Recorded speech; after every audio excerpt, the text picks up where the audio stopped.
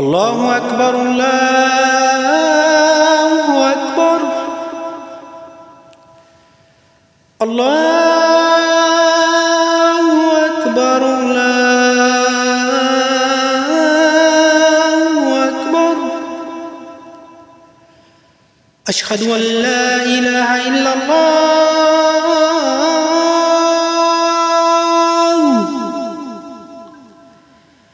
اشہد ان لا الہ الا اللہ اشہد ان محمد رسول اللہ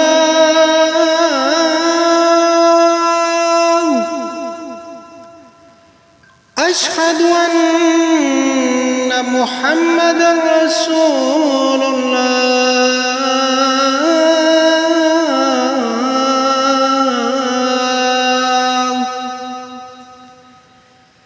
حی علی الصلاة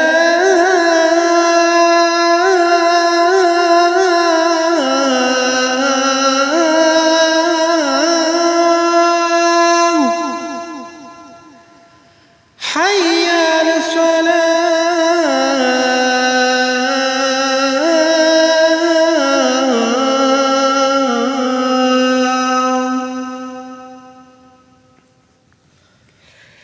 حي على الفلاح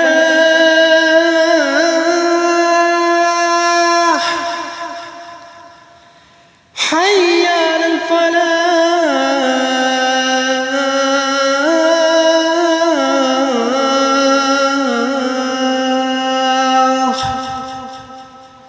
اللہ اکبر اللہ اکبر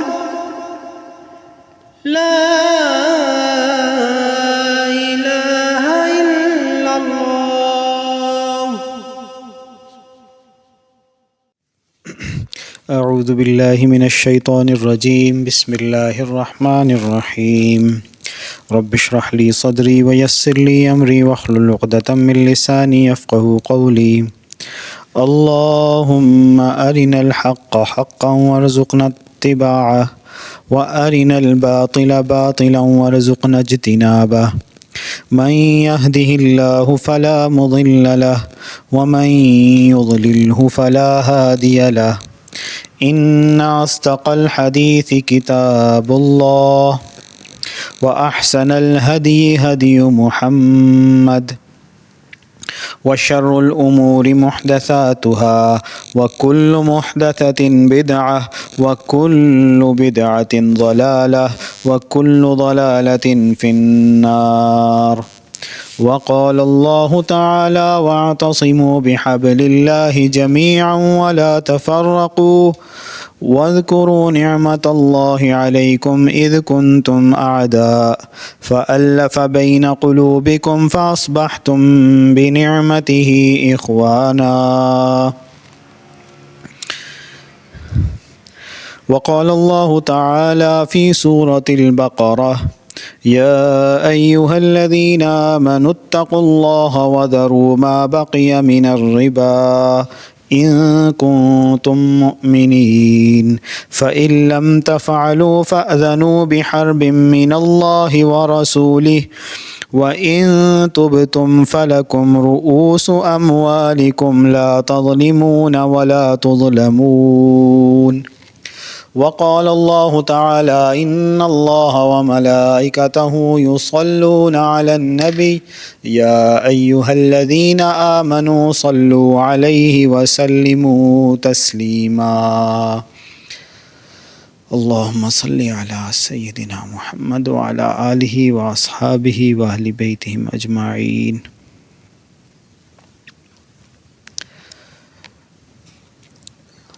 اللہ تعالیٰ نے اپنا دین بڑا ہی آسان اور ان ٹرمز میں بنایا ہے جس میں انسانوں کا فائدہ ہو. دو پرسپیکٹیو ہیں کسی بھی چیز کے. آپ بازار سے نیا لیپ ٹاپ لے کر آتے ہیں اس کے ساتھ ایک مینول آتا ہے، موبائل فون لے کر آتے ہیں، اس کے ساتھ ایک مینول آتا ہے. یہ ایگزامپل آپ نے بہت دفعہ سنی ہوگی، پھر سن لیں. اب اگر گاڑی کی مثال لے لیں، موٹر بائک کی مثال لے لیں، اس کے ساتھ ایک مینول آتا ہے، اس کے ساتھ ایک ڈیٹیل آتی ہے کہ اس کو آپ نے کیسے استعمال کرنا ہے. اب آپ نے وہ گاڑی، وہ بائک، موبائل فون، لیپ ٹاپ، فریج خریدا ہے. ظاہر ہے اسی لیے خریدا ہے کہ آپ اسے استعمال کریں گے. لیکن اگر آپ خواہش ڈال دیں اس چیز کے اندر بھی، تو وہ چیز اپنے لیے کیا چوز کرے گی؟ موٹر بائک کا کبھی دل نہیں چاہے گا کہ وہ روز سڑکوں پہ بھاگے اتنی دور، کبھی اپنے گوڈے خراب کروائے، کبھی کھڈوں میں جائے، کبھی سردی میں، کبھی بارش میں، کبھی گرمی میں. لیکن آپ اسے چلاتے ہیں، اس کے مینول کے مطابق چلاتے ہیں، ٹائم پہ اس کا آئل چینج کرتے ہیں، پٹرول ڈلواتے ہیں اس کے اندر، اسے چمکا کے صاف شاف رکھتے ہیں. اگر موٹر بائک کی خواہش ہوتی، گاڑی کی خواہش ہوتی، فریج کی خواہش ہوتی، اس کے اندر خواہش کا مادہ ہوتا، تو وہ اپنے لیے کیا چوز کرتا کہ مجھے کبھی نہ چلایا جائے، بس میں آرام کروں. تو فرض کریں کہ آپ مان لیں ایک موٹر بائک کی خواہش آپ پوری کر دیں، اگر اس کے اندر خواہش ہو کہ ٹھیک ہے تمہیں نہیں استعمال کرتے، تم یہیں کار پورچ میں، پارکنگ میں، ٹیرس میں، جہاں پہ بھی ہو وہیں رہو. اب وہ وہیں پڑا رہے گا تو آپ اس کو پوچھیں گے بھی نہیں، ظاہر ہے جب چلا نہیں رہے. تو آپ اس میں پٹرول ڈالیں گے؟ نہیں ڈالیں گے. آپ اس کا آئل چینج کریں گے؟ نہیں کریں گے. آپ اس کی سروس کروائیں گے یا کریں گے؟ نہیں کریں گے. تو کچھ دنوں میں کیا ہوگا؟ ہم نے یہ تجربہ دیکھا ہوا ہے. نیا موٹر بائک لا کر کھڑا کر دیں، 6 مہینے وہ کھڑا رہے، اس کو ہلائیں نہ، کچھ بھی نہ کریں، نہ اس کی ڈسٹنگ کریں. 1 سال کھڑا رہے، 2 سال کھڑا رہے، اور ایک بائک اس کے ساتھ ہی لیا جائے، چاہے یوزڈ لیا جائے، اور اس کو چلاتے رہیں اس سارے عرصے میں. کہنے کو تو اس کے گوڈے بھی رگڑے جا رہے ہیں، اس کے ٹائر بھی گھس رہے ہیں، اس کو دھوپ، گرمی، سردی میں بھی جانا پڑ رہا ہے. لیکن 2 سال کے بعد دیکھیں کس بائک کی کنڈیشن صحیح ہوگی، جس کو زنگ بھی کم لگا ہوگا یا نہیں لگا ہوگا، چلتا بھی اچھا ہوگا، فریش بھی ہوگا. کون سا والا ہوگا؟ وہ بائک ہوگا جو روڈ پہ بھاگتا رہا تھا،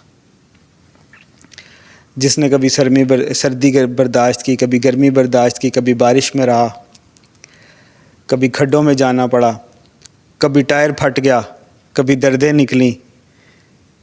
لیکن جتنا اس نے مشقت اٹھائی اتنا ہی اس کا پھر خیال بھی رکھا گیا.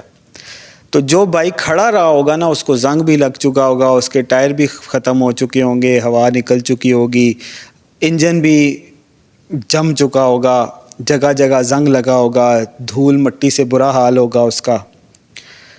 تو اس کو سردی گرمی زیادہ لگی ہوگی کھڑے کھڑے، کیونکہ پوچھا جو کسی نے نہیں، اس کو کس نے کمبل اڑانا تھا. تو یہی حال انسان کا بھی ہے کہ انسان کو اللہ نے جب اس دنیا میں بھیجا ہے تو اس کے ساتھ ایک پورا زندگی گزارنے کا طریقہ بھی بھیجا ہے، ایک مینول بھی بھیجا ہے. مسئلہ یہ ہے کہ انسان کے اندر خواہش ہے، گاڑی، بائک، موٹر بائک کے اندر خواہش نہیں ہے، اس لیے آپ اسے جیسے چلاتے ہیں وہ چلتا جاتا ہے. اللہ تعالیٰ نے انسان سے پہلے جو مخلوقات اور جنات سے پہلے جو مخلوقات پیدا فرمائی تھی، ان کے اندر خواہش کا مادہ نہیں رکھا تھا. فرشتوں کے اندر اللہ نے خواہش کا مادہ نہیں رکھا، تو فرشتے سرخرو ہیں. جانوروں کے اندر اللہ نے خواہش کا مادہ نہیں رکھا، تو جانور بھی سرخرو ہیں، ان کے لیے جہنم کی آگ تو نہیں ہے. انسان اور جنات کے اندر اللہ نے خواہش کا مادہ رکھا. اب جو اللہ نے حکم دیا ہے وہ بھی ساتھ اتار دیا، جس کے اوپر انسان نے خود عمل کرنا ہے. لیکن انسان کے اندر خواہش کا مادہ، انسان کو لگتا ہے کہ یہ جو مجھے فلاں انسٹرکشن دی جا رہی ہے، یہ میری خواہش کو، میری آزادی کو سلب کیا جا رہا ہے. مجھے کہا جاتا ہے کہ وقت پر اٹھو، فجر کی نماز ادا کرو، 5 وقت کی نماز باجماعت ادا کرو، سود سے بچو، حرام سے بچو، شراب نہ پیو، جوا نہ کھیلو، سود نہ کھاؤ، حرام گوشت مت کھاؤ، حرام کھانا مت کھاؤ، اچھا سلوک کرو دوسروں کے ساتھ، اپنی خواہش کو مقدم نہ رکھو، اللہ کی رضا کو مقدم رکھو، والدین کی اطاعت کرو اگر وہ اللہ کے ساتھ شرک کا حکم نہ دیں، اگر وہ اللہ کی نافرمانی کا حکم نہ دیں تو باقی باتوں میں ان کے ساتھ اچھا سلوک کرو، خیر کے کاموں میں ان کی اطاعت کرو۔ تو یہ سارے کام ہمیں مشکل لگتے ہیں، یہ بائک کی طرح ہمیں لگتا ہے کہ اچھا اب دھوپ میں نکلنا بھی پڑے گا، اب سردی بھی دیکھنی پڑے گی، گرمی بھی دیکھنی پڑے گی، مشقت بھی اٹھانی پڑے گی، لیکن یہ اصول بنانے والے کو پتہ ہے، بائک کو نہیں پتہ کہ بائک نے کوئی ایکسپیرینس کیا ہے، نیا بائک فیکٹری سے آیا، اس کو کوئی پتہ ہے کہ جو بندہ مجھے یہ بائک خرید کے لایا اس نے پہلے 4 بائک کھڑے کر کے دیکھے ہوئے ہیں، 2 3 سال گراج میں پڑے رہے، وہ کہیں باہر چلا گیا تھا، کہیں بزی ہو گیا تھا، کہیں بھول بھال گیا تھا، تو وہ بائک زنگ لگ کے برا حال ہو گیا، زیادہ خراب ہوا۔ بائک کو تو نہیں پتہ، مالک کو پتہ ہے یا بنانے والے کو پتہ ہے، اس کو پتہ ہے کہ اگر بائک کو چھوڑ دیا جائے اس کو اس کے حال پہ تو وہ زیادہ خراب ہو جاتا ہے، اس لیے وہ چلتا رہے تو ٹھیک رہتا ہے۔ لیکن بائک وہی خواہش کرے گا جو اس کا دل چاہے گا، جو اس کو اپنی تھوڑی سی سوچ کے مطابق صحیح لگے گا۔ یہی حال انسان کا بھی ہے، انسان کو اپنی تھوڑی سی سوچ کے مطابق جو بات صحیح لگتی ہے وہ اس کے پیچھے پڑ جاتا ہے، حالانکہ وہ رحمان، وہ مالک، وہ خالق، وہ رازق جس نے اسے بنایا ہے، جس کے پاس انسان واپس جاتا ہے، جو اربوں کھربوں انسانوں کو پیدا کر چکا ہے، مار چکا ہے اور ہر طرح کی سچویشن سے گزار چکا ہے، وہ خوب جانتا ہے کہ انسان کے حق میں کیا بہتر ہے، اس کی بیس پہ اس نے ایک انتہائی فائن ٹیونڈ ورژن بھیجا ہے انسان کے پاس۔ یہ جو ورژن ہمارے پاس قرآن پاک کی صورت میں ہے اور رسول اللہ صلی اللہ علیہ وسلم کی سنت کی صورت میں ہے، یہ ورژن وہ نہیں ہے جو حضرت ابراہیم علیہ السلام کا تھا، یہ ورژن وہ نہیں ہے جو حضرت موسیٰ علیہ السلام کا تھا، یہ وہ ورژن نہیں ہے جو حضرت عیسیٰ علیہ السلام کا تھا، یہ وہ ورژن نہیں ہے جو حضرت ادریس علیہ السلام کا تھا، حضرت شیس علیہ السلام کا تھا، حضرت آدم علیہ السلام کا تھا۔ یہ سب سے ایڈوانسڈ ورژن ہے، سب سے پریسائز ورژن ہے۔ اس کے اندر جو جو طریقے اللہ نے بتائے ہیں، جو جو نرمیاں انسان کے ساتھ کی ہیں یا جو جو سختیاں کی ہیں، وہ انتہائی فائن ٹیونڈ ورژن ہے۔ انسان کی 7 لاکھ سالہ ہسٹری میں سب سے پریسائز اور فائن ٹیونڈ ورژن یہ ہے۔ یہ انسان کے لیے انتہائی موزوں اور مناسب ہے، اس سے زیادہ فائن چیز اللہ نے پہلے کبھی نازل نہیں کی۔ کبھی نمازوں کی یہ ترتیب اور یہ اوقات اللہ تعالیٰ نے اس پریسیجن کے ساتھ پہلے نازل نہیں کیے۔ روزے جس طریقے سے اب فرض ہیں، اس طریقے اور اس پریسیجن کے ساتھ، اس ٹائمنگ کے ساتھ پہلے نہیں تھے۔ جہاد کا حکم، سود کا حکم، زکوٰۃ کا حکم، صدقات کا حکم، والدین کے ساتھ معاملات کا حکم، اجتماعیت کا حکم، الجماع کا حکم، آخری نبی صلی اللہ علیہ وسلم کی سنت کا حکم، یہ ساری کے سارے انتہائی پریسائز ورژن ہیں جو اس سے پہلے کے لوگوں کو نصیب نہیں ہوئے۔ تو اس کے اندر جو احکامات ہیں وہ بالکل فائن ٹیونڈ ہیں، یہ ایسے گاڑی کو بھگا دیتے ہیں، ایسے چالو کر دیتے ہیں کہ میران بھی فراری کی طرح چلے۔ لیکن مسئلہ یہ ہے کہ اس دور میں انسان کی خواہش بھی اس قدر بڑھ چکی ہے، اس قدر پروان چڑھ چکی ہے کہ وہ بھی اتنا ہی اس کے مقابل آنے کی کوشش کر رہی ہے۔ ایک شخص ہے، بیچارہ مزدور ہے، دھوپ میں گرمی میں مزدوری کرتا ہے، اینٹیں اٹھاتا ہے، نہ سردی میں اس کو چھٹی ملتی ہے، نہ گرمی میں، نہ بارش میں۔ اس سے رات کو پوچھو کہ پیزا کھانا ہے یا چرغا کھانا ہے، تو وہ کہے گا بھائی مجھے کچھ دو جو مجھے مل جائے، میرا پیٹ بھر جائے. مجھے غرض نہیں ہے کہ پزا ہے یا چرگا ہے یا چھوٹا گوشت ہے یا بڑا گوشت ہے. سبھی اچھے کھانے، سبھی اچھے کھانے ہیں نا. لیکن ایک شخص ہے وہ پورا دن انہی میں رہتا ہے، کبھی چرگے ملتے ہیں، کبھی بہترین پزے کیک ملتے ہیں، سب کچھ ملتا ہے. اس سے شام کو پوچھو تو کیا کھانا ہے تو وہ کہے گا نہیں آج کچھ کنٹیننٹل ٹرائی کرتے ہیں، آج کچھ چائنیز ہو جائے، آج کچھ اٹالین ہو جائے. وہ 100 خواہشیں بتائے گا، پھر اس میں بھی کہے گا نمک کم تھا، زیادہ تھا، کیچپ ایسی ہوتی ویسی ہوتی. جتنی اس کی خواہش کو شے ملی ہے نا، وہ اتنی پروان چڑھ گئی ہے. تو یہی حال انسان کا ہے کہ ایک وقت تھا کہ انسانوں کی خواہشات بھی اس قدر نہیں تھی، کیونکہ سہولیات بھی اس قدر نہیں تھی، اس قدر نعمتیں بھی اللہ تعالیٰ نے آہستہ آہستہ پھر کھولنا شروع کی. آج جس قدر پیسے، دولت اور خواہشات، نعمتوں کی فراوانی ہے، اسی قدر خواہشات کی بھی فراوانی ہے. انسان کے شروع میں علم اور عقل اور فہم اور دنیا کو سمجھنے کی جو صلاحیت ہے وہ آہستہ آہستہ پروان چڑھی. شروع میں کم تھی، اب بہت زیادہ ہو گئی. تو اب وہ میٹیریل کے اندر اس قدر گم ہو گیا ہے کہ اس کے لیے میٹیریل ہی خواہش بن گئی ہے. تو جس قدر پریسائز اللہ تعالیٰ کی طرف سے ہدایت اتری ہے، اسی قدر ہٹ درم بھی انسان ہو چکا ہے. یہ وجہ ہے کہ دنیا کے اندر وہ یہ جو انسانوں کی صورت میں اللہ کی مخلوق ہے، اللہ کی ایک بنائی ہوئی پروڈکٹ ہے، وہ اپنی ضدوں اور خواہش کی وجہ سے مینول سے دور ہوتی جا رہی ہے. اور جتنی مینول سے دور ہوتی جا رہی ہے اسی قدر مار پڑ رہی ہے. اور پھر وہ رحمان بھی اسی قدر غضبناک ہو رہا ہے. کہیں سیلاب، کہیں آفتیں، کہیں زلزلے، کہیں طوفان. تو جتنی دیر ہوئی انسان کو آئے ہوئے اتنی خواہش بڑھ چکی، جتنی دیر ہوئی انسان کو غلطیاں کرتے ہوئے اتنی ہی اللہ نے، رحمان نے اس کے لیے پریسائز کر کے مینول اتارنا شروع کر دیا، ڈیٹیل اتارنا شروع کر دی. لیکن انسان اس مینول سے دور ہونے کی وجہ سے اب بھی گمراہ ہے.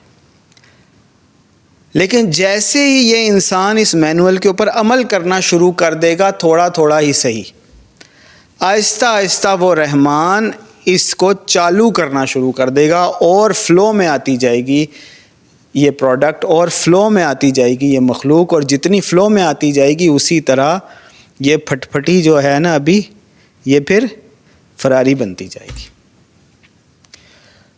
اور یہ انسان جتنا اس مینول کے اوپر عمل کرنا شروع کرے گا اتنی اللہ کی رحمتیں نازل ہونا شروع ہو جائیں گی، اتنا انسان مشکلوں سے نکلنے لگ جائے گا. بس اتنی سی ضرورت ہے کہ انسان اپنے آپ کو اس خواہش سے دور کر کے اس چیز کو ریئلائز کر لے کہ میرے حق میں وہ بہتر ہے جو مجھے سمجھ میں نہیں آ رہی، میں عمل کر کے تو دیکھوں، میں عمل کر کے تو دیکھوں، جو رحمان نے میرے لیے چیز اتاری ہے وہ میرے حق میں بہتر ہے. جب رسول اللہ صلی اللہ علیہ وسلم کے اوپر یہ قرآن پاک اترا تھا، آپ صلی اللہ علیہ وسلم نے عمل کر کے دکھایا تھا، تو اس وقت دنیا کے اندر مال و دولت کی اس قدر فراوانی نہیں تھی جیسی آج ہے. دنیا میں اس دور میں راکٹ نہیں بن رہے تھے، اسپیس شپس نہیں تھیں، ڈرونز نہیں تھے، ہوائی جہاز نہیں تھے، موبائل فونز جیسی کمیونیکیشن نہیں تھی، انٹرنیٹ نہیں تھا، دنیا میں کہیں بھی نہیں تھا. یہ ایسا نہیں تھا کہ عرب میں آپ صلی اللہ علیہ وسلم اور صحابہ ایسی جگہ پہ رہ رہے ہوں جہاں یہ سہولیات پہنچی نہ ہو. دنیا میں کہیں بھی نہیں تھی. اللہ نے میٹیریل اس قدر دیا ہی نہیں تھا. اور پوری دنیا کے اندر جو مانیٹری سسٹم تھا، پیسے کا نظام تھا، وہ سونا چاندی کی بنیاد پر ہی تھا. جو انسانوں کے پاس سونا چاندی ہوتا تھا اسی سے وہ ایک دوسرے کے ساتھ لین دین کرتے تھے، وہی پیسہ ہوتا تھا. اس کے اندر کچھ سود شامل ہوا تھا. لوگ سود بھی لیتے دیتے تھے. قرضہ اگر کسی کو دیا، 10 سونے کے سکے دیے تو اس سے کہا کہ میں 11 لوں گا واپسی پہ. کسی کو 1 کلو گندم دی قرضے پہ تو اس سے کہا کہ 1.25 کلو لوں گا واپس.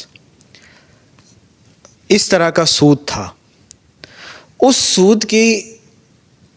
سود کی وجہ سے انسانوں کے اندر بدبختی بھی آئی ہوئی تھی. جس قدر وہ سود تھا اسی قدر بدبختی بھی آئی ہوئی تھی. جیسے ہی آپ صلی اللہ علیہ وسلم کے حکم سے سود کو ختم کیا گیا، شراب کو ختم کیا گیا، زکوٰۃ کا سسٹم امپلیمنٹ کیا گیا، یہ جو ٹیکس ہے بھتہ جو حکومتیں لیتی ہیں، جگہ ٹیکس لیتی ہیں کہ بھائی لاؤ جی تم روٹی کھا رہے ہو ہمیں بھی دو پیسے. اتنا ٹیکس، اتنا ظلم کہ ایک گاڑی جو آپ خریدتے ہیں آپ کو پتہ نہیں ہوتا حکومت آپ سے ایک اور گاڑی اس کے بدلے لیتی ہے. بعض گاڑیوں پہ 100% سے بھی زیادہ ٹیکس ہے. یعنی کہ اگر آپ نے محنت مشقت مزدوری سے آپ نے کہا کہ میں ایک گاڑی خریدنا چاہ رہا ہوں 3 لاکھ کی، تو گورنمنٹ آپ کے اوپر اتنا بھتہ لے گی کہ نہیں تم نے ایک گاڑی کیوں خریدی ہے، ایک ہمیں بھی خرید کے دو. پوری 3 لاکھ کی گاڑی ان کو بھی لے کے دینی پڑے گی، اس لیے آپ کو 6 لاکھ کی ملے گی. اور اب تو یہ کہنے کو 100% یا اس طرح ہے، پریکٹیکلی اس سے بھی بہت زیادہ ٹیکس ہے. کیونکہ یہی گاڑی آپ کو یہ جو جیپنیز گاڑیاں ملتی ہیں، آلٹو، میران، یہ جو دوسری تیسری ہوتی ہیں، سوری میران تو نہیں، یہ جو جیپنیز جو گاڑیاں آ رہی ہیں چھوٹی، یہی آپ ویسٹ میں چلے جائیں یا جاپان میں چلے جائیں یا دوسری کنٹریز میں کسی بھی جگہ چلے جائیں تو یہ فریکشن آف کاسٹ پہ آتی ہیں، 1/3 کے برابر ہوں گی. یہ اگر 16 لاکھ کی ہے تو وہاں پہ آپ کو 4 لاکھ کی مل جائے گی، 15 لاکھ کی 5 لاکھ کی مل جائے گی، اس سے بھی کم مل جائے گی. تو یہ باقی 2 گنا 3 گنا آپ کو کیوں پڑ رہی ہے؟ یہ باقی پیسہ کہاں جا رہا ہے؟ گورنمنٹ کہہ رہی ہے ایک گاڑی تم نے خریدی ہے، 2 ہمیں بھی لے کے دو، بڑے تمہارے پاس پیسے آ گئے. تو خیر یہ ظلم کا نظام جب اس دور میں بھی ہوتا تھا، یہ صرف ٹیکسنگ کا نظام، ٹیکسنگ کا نظام ختم کیا گیا، زکوٰۃ کا نظام امپلیمنٹ کیا گیا، سود اور شراب کو ختم کیا گیا. تو اس دور میں ایسی برکتیں نازل ہونے لگی کہ وہ جن کے اوپر کوئی حکومت کرنا بھی پسند نہیں کرتا تھا، ایسے تھے وہ مکہ کے لوگ کہ رومن امپائر اور پرشین امپائر وہ کہتے تھے ہمیں نہیں چاہیے یہ جگہ، ہم نے ان کے اوپر حکومت بھی نہیں کرنی. یہ ایسے لوگ ہیں. ان کو اللہ تعالیٰ نے ایسی سلطنت، ایسی حکومت، ایسی محبت، ایسی اخوت، ایسی رواداری عطا فرمائی کہ عرب کے نکل کے صحرا سے جس نے روما کی سلطنت کو الٹ دیا تھا، کہ وہ جن کے پاس مینجڈ فورسز تھیں، ڈسپلنڈ آرمیز تھیں، جن کے پاس مال و دولت تھا، جن کے پاس طاقت تھی، جن کے پاس اس دور کی بڑی تہذیب سمجھی جاتی تھی کہ ان کے پاس ہے، وہ ہارنے لگ گئے. وہ اس سلطنت تک جا کر فتح کرنا شروع کر دیا اور پرشین امپائر کو الٹ کے رکھ دیا اور رومن امپائر کے بہت سارے علاقے فتح کر لیے. یہ صرف ان چیزوں کو ختم کیا گیا. تو اس دور میں تو اتنا ظلم بھی نہیں تھا جتنا آج ہو چکا ہے. ایسا سود تو کہیں بھی نہیں تھا کہ خضر یہاں پہ بیٹھے اس کی جیب میں 1000 روپیہ ہو، اٹھے تو 900 روپیہ ہو. ایسا ظلم تو اس دور میں بھی نہیں تھا. پڑے جیب میں پیسے کم کر لیتے ہیں. یہ 1000 روپے کا پہلے خضر جائے گا تو 10 لیٹر پٹرول ڈلتا تھا، تھوڑی دیر کے بعد جائے گا تو پتہ چلے گا 3 بھی نہیں ڈال رہا. پیسے وہی 1000 روپیہ، وہی نوٹ ہیں، وہی لکھا ہوا ہے. تو اس کا مطلب یہ ہوا کہ اس کی جیب سے پیسے کم کر لیے گئے، اسے پتہ بھی نہیں چلا. کسی نے آ کے ڈاکہ نہیں مارا، کوئی کمرے کے اندر داخل نہیں ہوا، کسی نے جیب نہیں کاٹی، کسی نے بندوق کن پٹی پہ نہیں رکھی. تو اس دور میں یہ مینول کے مطابق امپلیمنٹیشن کرنے سے شتربانوں کو اللہ تعالیٰ نے اتنی بڑی فتح اور اتنی بڑی سکسیس دے دی. اونٹ چرانے والوں کو، جن کو لوگ سمجھتے تھے کہ یہ تو اونٹ چراتے ہیں، ان کو تو پتہ ہی کچھ نہیں ہے، ان کو اللہ نے اتنی بڑی فتح دے دی.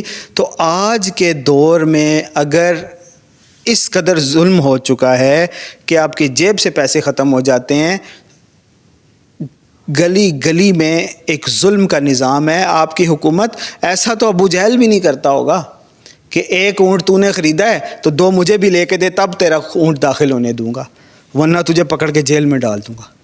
ایسا تو ابو جہل بھی نہیں کرتا ہوگا. ایسا تو شاید فرعون بھی نہ کرتا ہو، شاید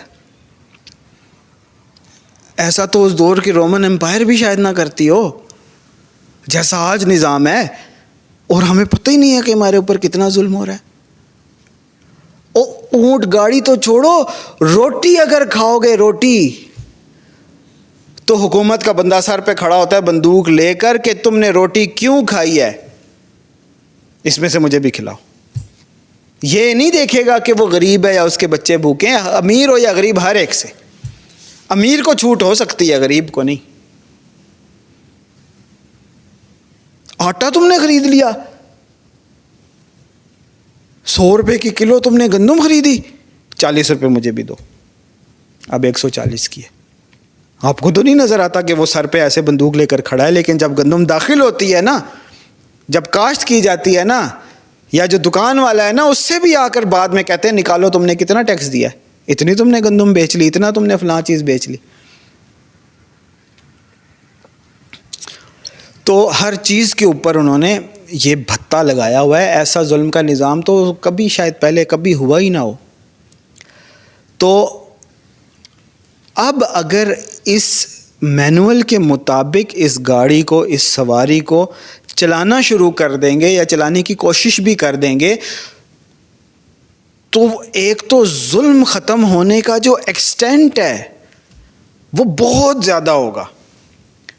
یعنی جو ظلم فرض کریں 100 تک پہنچا ہوا ہے، کوئی معیار ہو ظلم کا، تو اگر آپ اس کو اس مینول کے مطابق چلانا شروع کر دیں گے اس نظام کو، تو وہ ظلم نہ صرف 0 پہ آ جائے گا، بلکہ اس کے بدلے میں جو رحمتیں بڑھیں گی وہ اگر 0 پہ ہیں یا مائنس پہ گئی ہوئی ہیں تو وہ 100 کو بھی کراس کر جائیں گی۔ اور آج کے دور میں کیونکہ اللہ کی نعمتیں بہت بڑی ہوئی ہیں، اللہ نے میٹیریل انسان کو دے بہت زیادہ دیا ہے، لیکن وہ کچھ ہاتھوں میں ہے۔ آپ میں سے اکثر میرے سمیت اتنے ہیں جنہوں نے کبھی جہاز چھوا تک نہیں ہے، بیٹھنا تو دور کی بات، اڑتے ہوئے دیکھا ہے کہ جی وہ امیروں کے جو جہاز جا رہے ہیں۔ ہم میں سے اکثر کے نے کبھی کوئی گاڑی آن ہی نہیں کی ہے، آج کے دور میں ہے، ہر امیر کے پاس گاڑی ہے، لیکن میرے آپ کے لیے نہیں ہے۔ آج کے دور میں راکٹس ہیں، اسپیس شپس ہیں، ڈرونز ہیں، محلات ہیں، کمیونیکیشن سسٹمز ہیں، سب کچھ ہے، لیکن امیروں کے پاس ہے، میرے آپ کے پاس نہیں ہے۔ آج کے دور میں میٹیریل بہت بہت زیادہ اللہ دے چکا ہے، لیکن ظلم کی وجہ سے چند ہاتھوں میں ہے۔ آج اگر اس مینول کو امپلیمنٹ کرنا شروع کر دیں گے تو وہ رحمتیں بھی بڑھ جائیں گی، کیونکہ میٹیریل اللہ ویسے ہی زیادہ دیتا جا رہا ہے جو وقت گزر رہا ہے، تو وہ اور بھی زیادہ بڑھ جائے گا، اللہ کی نعمتیں اور بھی زیادہ بڑھ جائیں گی، لیکن اس کی ڈسٹریبیوشن اتنی بہترین ہو جائے گی کہ بچہ بچہ خوشحال ہو جائے گا، کوئی پریشان حال نہیں رہے گا۔ اور ایک چھوٹی سی مثال سے میں آپ کو سمجھاتا ہوں کہ ابھی پچھلے دنوں ایک چھوٹا سا کام ہم نے مینول کے مطابق کرنے کی کوشش کی، تو آپ حیران ہو جائیں گے کہ فوراً سے پہلے اللہ تعالیٰ نے ہمیں اتنا میٹیریل بینیفٹ دیا کہ آپ حیران ہو جائیں گے۔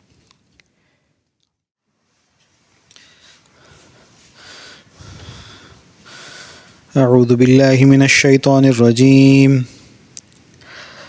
بسم اللہ الرحمن الرحیم، الحمد للہ وسلام علی عبادہ الذین اصطفى، الحمد للہ الذی لم يتخذ ولدا ولم یکن له شریک فی الملک ولم یکن له ولی الحمد للہ الذی لم يتخذ ولدا ولم یکن له شریک فی الملک ولم یکن له ولی من الذل وکبرہ تکبیرا، الحمد للہ الذی له ما فی السماوات وما فی الارض وله الحمد فی الآخرہ وهو الحکیم الخبیر، الحمد للہ الذی خلق السماوات والارض وجعل الظلمات والنور ثم الذين كفروا بربهم يعدلون الحمد لله الذي فاطر السماوات والأرض جاعل الملائكة رسلا أولي أجنحة مثنى وثلاث ورباع يزيد في الخلق ما يشاء إن الله على كل شيء قدير۔ اچھا، تو وہ کام ہم نے یہ کرنے کی کوشش کی کہ جیسے اللہ نے جیسے جیسے وقت گزرتا جاتا ہے تو انسان اللہ کی ہدایت سے دور ہوتے جاتے ہیں، تو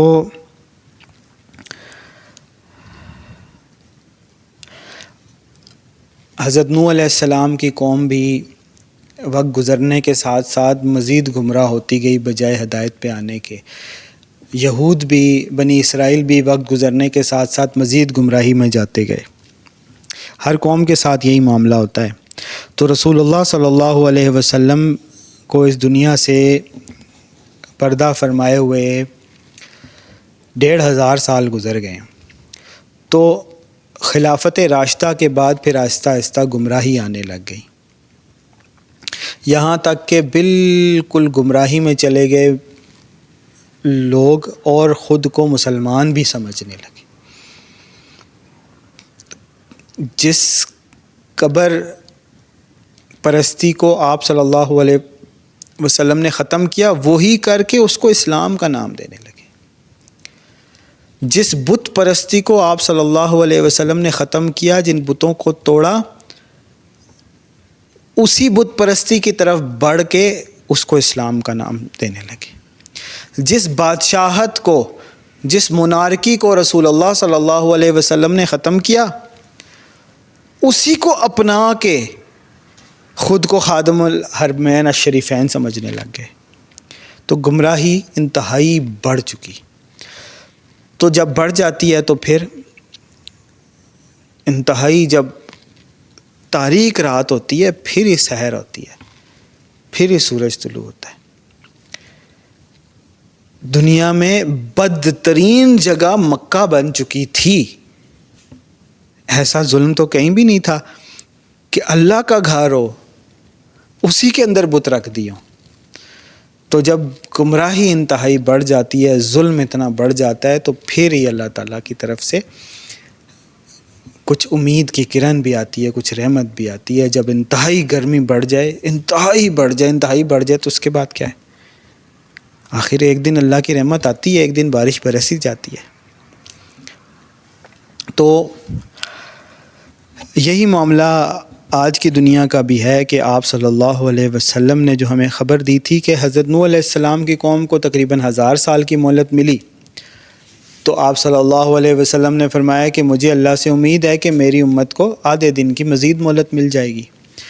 تو یعنی کہ 1.5 دن اور 1 دن 1000 سال کا ہوتا ہے، اللہ کے نزدیک تو یہ 1500 سال۔ تو 1500 سال ہونے کو ہیں، اور اللہ نے اس دنیا کے ختم ہونے سے پہلے اللہ کی زمین پر اللہ کا نظام اللہ نے خود سے قائم کروا کے چھوڑنا ہے۔ انسانوں کے حوالے تو اگر کر دیا جائے تو یہ تو گمراہی پھیلائیں گے، ظلم ہی پھیلائیں گے، جس کے ہاتھ جو لگے گا وہ وہی لوٹ کے چلتا بنے گا، باقیوں کے ہاتھ کچھ نہیں آنے دے گا۔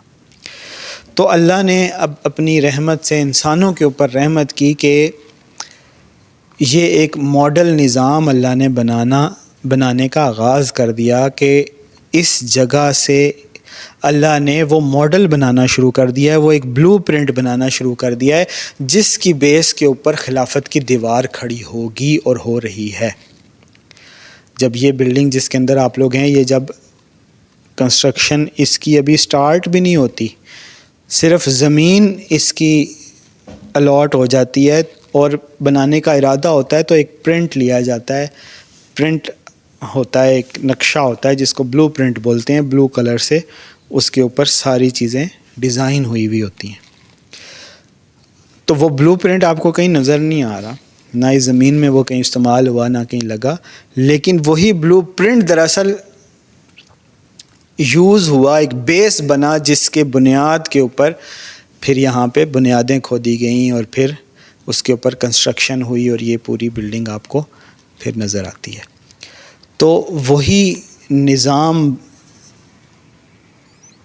اللہ نے یہاں اس خلافت سے سٹارٹ کرنا شروع کر دیا ہے، جو کہ خلافت کا بلو پرنٹ ہے. یہ کوئی حکومت تو نہیں ہے، ہم کسی کا ہاتھ تو نہیں کاٹ سکتے، ہم کسی کو کوڑے تو نہیں مار سکتے، ہم کسی کو قید تو نہیں کر سکتے، نہ ہم کسی کو جرمانہ کر سکتے. تو لیکن یہ ایک بلو پرنٹ ہے. وہ کیا قواعد ہوں گے، وہ کیا اصول ہوں گے جن کی بنیاد پر خلافت قائم ہوگی، اسٹیٹ بنے گی. تو اس میں سب سے پہلا اصول آپ نے نماز کی صورت میں دیکھا کہ نماز قائم کرنے کا یہاں وہ انتظام ہے جو رسول اللہ صلی اللہ علیہ وسلم کے دور میں تھا. جو ذمہ دار ہے وہ جماعت کا اہتمام کرتا ہے، وہی وعظ کرتا ہے.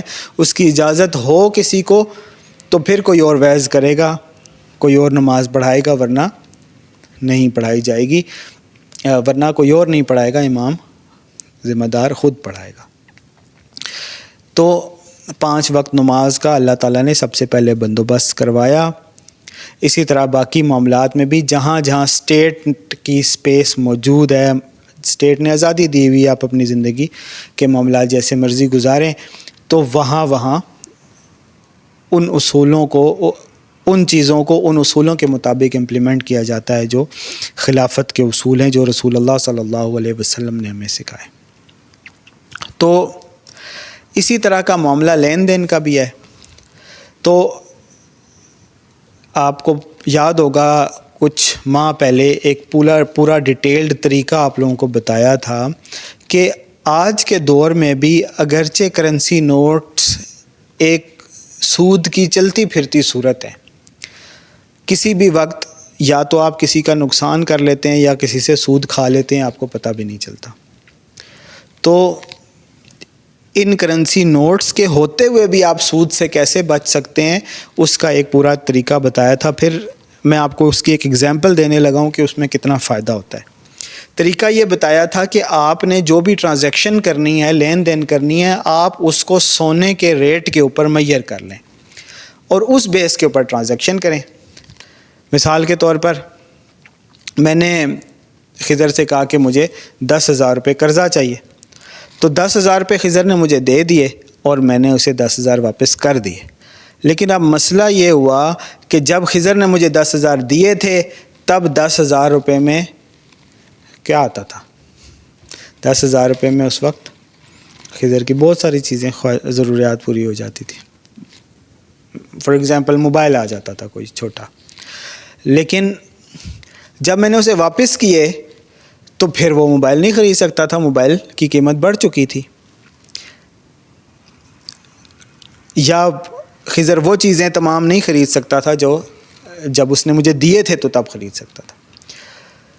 تو اب اس کو مجھے یہ چاہیے کہ جب میں نے اسے واپس کیے ہیں تو جب لیے ہیں دونوں کیسز میں میں اسے سونے کی قیمت کے اوپر میئر کر لوں. جب میں ایسا کروں گا تو پھر ویلیو وہی خضر کو واپس ملے گی جو میں نے اس سے لی تھی، اور اس میں ہم سب کا فائدہ ہے. اب یہ ہمارے ایک دوست ہیں، ان کے ساتھ میرا یہ ٹرانزیکشن کچھ ہوئی بھی ایسے کہ میں نے ان سے پچھلے سال کل 1,00,000 روپیہ قرضہ لیا. میری کچھ ذاتی ضروریات تھی، میرے پاس نہیں تھے، تو میں نے ان سے قرضہ لیا اور مختلف ڈیٹوں میں تھوڑا تھوڑا کر کے. اپریل میں نے ان سے 70,000 روپے لیے، پھر مئی میں 35,000 لیے، پھر کتنے ہیں یہ 10,000 ہیں 70,000 ہیں، ہاں بہرحال کل میں نے ان سے تقریباً 1,00,000 روپے لیا. اچھا یہ بہرحال تو میں نے ان سے کل تقریباً 1,00,000 روپے لیے، تو یا اس سے کچھ اوپر ہی لیے میرے خیال میں. اچھا اب کچھ مہینوں میں کی ڈیوریشن میں نے ان سے تھوڑے تھوڑے کر کے لیے، اور پھر اللہ نے کیا تو میرے پاس تھوڑے سے آ بھی گئے. بعد میں کچھ ماہ کے بعد سال کے شروع میں نے ان سے لیے تھے، اور ٹورڈز دا اینڈ میرے پاس کچھ اتنی گنجائش تھی کہ میں واپس کر سکوں. تو واپسی بھی میں نے تھوڑی تھوڑی کر کے کی. ایک دفعہ 10,000 دے دیے, ایک بار 20 دے دیے, ایک بار پھر 20 دے دیے. اس طرح کر کے میں نے ان کے پیسے واپس کر دیے. اچھا, اب دسمبر میں جا کے میں نے ان کی اپنی طرف سے پیسے پورے کر دیے. لیکن پھر مجھے وہی خیال آیا کہ ظاہری سی بات ہے, خیال نہیں آیا, یہ تو فرض بنتا ہے کہ میں نے ان سے جتنی ویلیو لی ہے میں وہ واپس کروں بجائے کرنسی نوٹس کے. اب اس عرصے میں 1 سال میں کرنسی فلکچویٹ ہوتی رہی, کبھی اوپر چلی گئی کبھی نیچے چلی گئی. اب جب کرنسی مہنگی ہو گئی, ویلیو کم ہو گئی اس کی, تو اس کے بعد واپسی کے اوپر اس کی ویلیو زیادہ ہو گئی. فار ایگزامپل, تو اب میں نے ان سے لیے کم نوٹس تھے, زیادہ نوٹس تھے, واپسی پہ میں کم کر رہا ہوں, کم ویلیو واپس کر رہا ہوں. تو مجھے یہ چاہیے کہ میں اس کو میئر کر لوں سونے کے اوپر. جب میں اسے میئر کروں گا تو پھر ان کو صحیح ویلیو ملے گی. تو یہ جب میں نے لیے تھے تو ایک وقت میں جو سونا تھا 1 گرام کا وہ 21,000 روپے کا تھا. 1 گرام سے ہم کمپیئر کر رہے تھے. اور آج کل آپ کو پتہ ہے کہ ٹرانزیکشنز کو میئر کرنے کے لیے ایپس یا آن لائن آپ ساری ہسٹورک ڈیٹا بھی دیکھ سکتے ہیں. تو 1 گرام سونا جو ہے نا وہ اپریل میں جب میں نے لیے 12 اپریل کو تو وہ 21,248 روپے کا تھا. پھر میں نے 16 مئی کو کچھ لیے تو وہ 21,347 کا تھا. آپ نے دیکھا کہ سونے کا ریٹ بڑھ گیا. اب سونے کا ریٹ بڑھ گیا, اس کا مطلب یہ ہوا کہ کرنسی کی ویلیو کم ہو گئی.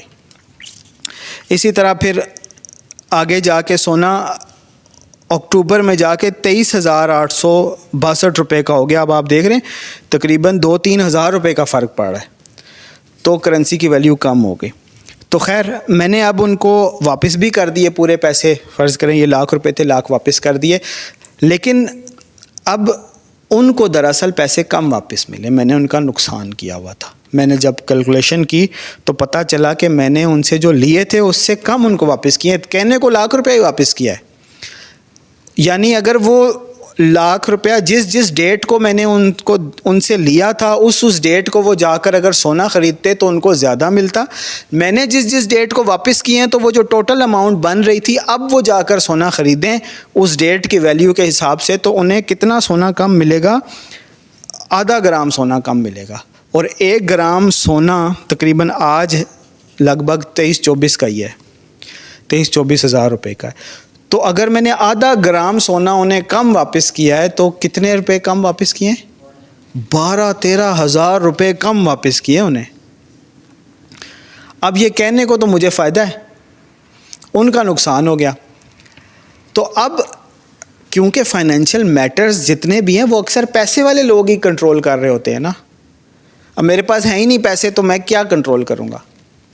میں نے نہ کسی کو دینے نہ میں نے کسی کو لینے, تھوڑے سے ہوں گے روٹی کھا لوں گا. تو فائنینشیل میٹرز وہی کنٹرول کر رہے ہوتے ہیں جن کو اللہ نے مال دیا ہوا ہے. تو اب قرضہ دینے والے کا کام ہے کہ وہ اگر کسی کو قرض دے رہا ہے تو وہ اس کو سونے کی ویلیو پہ دے. اس کو کہے کہ آج سونا میں تمہیں 10,000 روپے دے رہا ہوں, یہ دیکھ لو اتنے گرام سونا بن رہا ہے اس کا. آن لائن فوراً نکل آتا ہے. لیکن فالو ایک ہی ایپ کو کریں, پتہ چلے دیتے وقت کسی اور ایپ سے کر رہے ہیں, لیتے وقت کسی اور ایپ سے کر رہے ہیں, تو وہ پھر ویل للمطففین الذین اذا اکتالوا علی الناس یستوفون واذا کالوہم او وزنوہم یخسرون.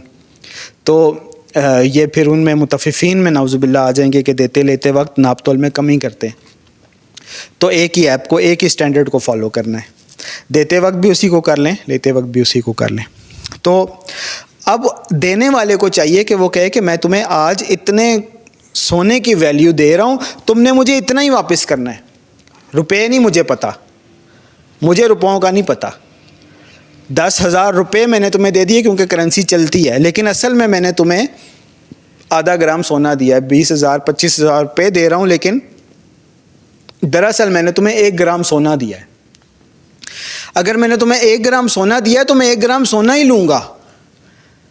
اب اگر یہ سونا سال کے بعد جب تم نے مجھے پیسے واپس کرو گے 30,000 روپے تولہ 30,000 روپے گرام ہو گیا تو تم نے مجھے 30,000 روپے دینے. لیکن اگر 10,000 روپے ہو گیا تو تم نے مجھے 10,000 دینے. لیکن آپ کو پتہ ہے کہ یہ کرنسی کو ڈی ویلیو کرتے ہیں ویلیو اکثر انکریز نہیں کرتے، ویلیو ڈیکریز ہی کرتے ہیں. تو دنیاوی لحاظ سے بھی اگر دیکھا جائے تو کتنا فائدہ ہے اس میں. آپ کا جو نقصان، فائدہ دراصل ہے نہیں، نقصان سے آپ بچ رہے ہیں. وہ جو ان کو میں نے 12,000 کا نقصان دینا تھا، وہ نقصان سے وہ بچ گئے ہیں. ان کو اتنی ویلیو ملی ہے جتنی ان کی بنتی تھی. اور اس طرح سے آپ کی جیبوں سے جو پیسے نوچے جا رہے ہیں، نکالے جا رہے ہیں، ڈرین ہو رہے ہیں، اس سے آپ بچ جائیں گے. اور یہ اس کا اب آپ جو شروع میں نے اگزامپل دی تھی اس کے ساتھ کنیکشن ملائیں کہ ہم صرف اپنی ضد اور خواہش کی وجہ سے اس مینول کے اوپر نہیں آ رہے. یہ جو اللہ نے ساتھ مینول اتارا ہے اس کو ہم فالو نہیں کر رہے، صرف ہماری خواہش کہیں نہ ماری جائے. اگر ہم خواہش کو مار کے اس مینول کو فالو کرنا شروع کر دیں تو سب سے پہلے ہمارا فائدہ ہے. اب دینے والا قرض تو وہ تو ضد کرے گا، نہیں میں نے تو کرنسی میں ہی دینے ہیں، میں کیوں بڑھا کے دوں گا. لیکن کیونکہ پیسے جو کنٹرول کر رہا ہے اس کا کام بنتا ہے کہ وہ شریعت کو امپلیمنٹ کرے. کیونکہ یہ پیپر کرنسی اسلام کی کرنسی نہیں ہے، یہ تو کرنسی ہے ہی نہیں. کرنسی ہے سونا یا چاندی یا قیمتی دھات، جس کی ویلیو جو ہے نا وہ اس کی ویلیو کی بیس کے اوپر ساری چیزیں ہو رہی ہوتی ہیں. اگر آپ اس کرنسی کے اوپر کمپیئر کرنا شروع کر دیں تو آپ دیکھیں نا ہر سال، اب مجھے یاد ہے پہلی دفعہ جب میں نے قربانی کی تھی، شاید پہلی اور آخری دفعہ ہی تھی، تو 4,000 روپے کا بکرا لیا تھا میں نے. آج بکرا کتنے کا ہوگا؟ ابھی قربانی آ رہی ہے، پھر 70-80 ہزار سے کم نہیں ہوگا یہ کہہ رہے. جیسا میں نے لیا تھا وہ شاید 50 کا ہو. تو لیکن سونے سے اگر کمپیئر کریں تو وہی ویلیو ہوگی آج بھی بکرے کی. ہوا کیا پھر بیچ میں یہ مہنگا کیسے ہو گیا؟ مثال کے طور پر 2 گرام سونے کا اگر بکرا ہے 2 گرام کا، تو وہ اس وقت بھی 2 گرام کا ہوگا، آج بھی 2 گرام کا ہی ہوگا. اس ٹائم سونا بھی 40,000 روپے تولہ ہوا ہوگا نا، 30-35 ہزار روپے تولہ ہو سکتا ہوا ہو، مجھے یاد نہیں ہے، لیکن وہ آپ ہسٹورک ڈیٹس میں چیک کر سکتے ہیں. تو وہی 2 گرام سونے کا بکرا بنے گا آج بھی، اور وہ 4,000 والا بکرا بھی 2 گرام سونے کا بنے گا، اور وہ 70,000 والا بھی 2 گرام سونے کا بنے گا. تو یہ دراصل ہم نے خود اپنے ساتھ ظلم کیا ہوا ہے. اگر ہم آج بھی شریعت کو امپلیمنٹ کرنا شروع کر دیں تو یہ ہماری اکانومی ایک دم سٹیبل ہو جائے گی. دینے والا تو یہی کہے گا کہ بھئی میں نے نہیں دینے، لیکن وہ جس نے قرض واپس کرنا ہے، لیکن جو فائنینسز کو کنٹرول کر رہا ہے، جس کو اللہ نے مال دیا ہوا ہے، اس کو چاہیے کہ وہ فورس کرے کہ میں نے آپ سے شریعت کے مطابق پیسے لینے ہیں، میرا نقصان آپ نہیں کریں گے. ہاں اگر ٹھیک ہے سونا سستا ہو گیا تو ٹھیک ہے، آپ مجھے کم دے دینا. اس کیس میں بھی وہ دینے والے کو پتہ چلے، اس کیس میں کہے نہیں اب تو میں نے کرنسی لینی ہے، اس کیس میں بھی اسے پتہ ہونا چاہیے کہ اس کا نقصان نہیں ہوا، کیونکہ ویلیو وہی رہی ہے. ابھی بھی اس کے اگینسٹ اتنا ہی سونا آتا ہے جتنا پہلے آتا تھا. تو اگر ہم شریعت کو آج امپلیمنٹ کرنا شروع کر دیں تو اس میں ہمارا ہی فائدہ ہے.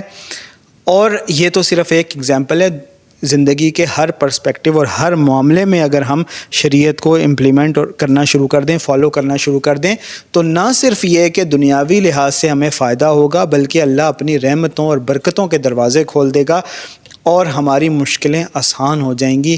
بس یہ ہے کہ ضد ہمیں جلدی چھوڑ دینی چاہیے. اقول قولی ھذا واستغفر اللہ لی ولکم ولسائر المسلمین والمسلمات. اللہم صلی علی سیدنا محمد وعلی آلہ واصحابہ وآل بیتہ اجمعین.